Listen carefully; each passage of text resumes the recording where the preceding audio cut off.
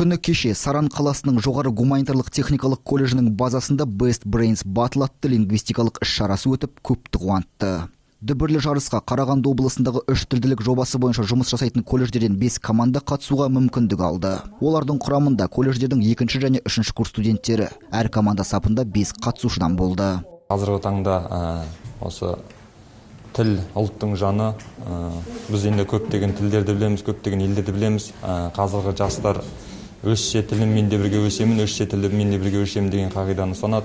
Осы қазіргі енді өтіп жатқан тілдерге байланысты көптеген енді қазіргі таңда елімізге індетке байланысты онлайн түрінде өткізіп жатқан жайымыз бар. Көптеген студенттер қатысып жатыр. Қатысушылар 3 турдан тұратын байқау бағдарламасынан сүрінбей өтуге тырысты. Олар команда презентациясы, Best Brains Battle викторинасы, Кахыт интерактивті ойын викторинасы.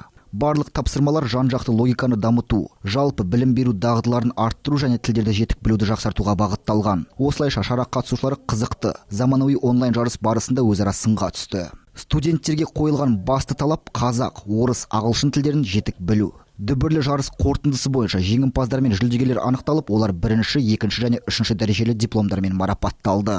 Ал үздіктердің үздігі болып Балқаш гуманитарлық техникалық колледжінің командасы атанды. Колледжіміздің студенттері мен оқытушылары, ұстаздары осындай онлайн түрінде жақсы өткізудеміз. Қарағанды қаласынан Каргу университеті қатысуда. Көптеген осы байқауға көптеген мектептер, көптеген оқушылар мен студенттер осы байқауға қатысып жатып, өз бақтарын сынауда.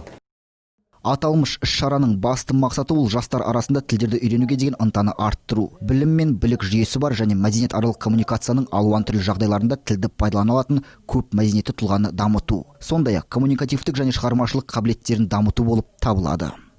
Бекежан Ардағұлы, Оксана Метюхина, Владимир Меселюк, 5-ші арна.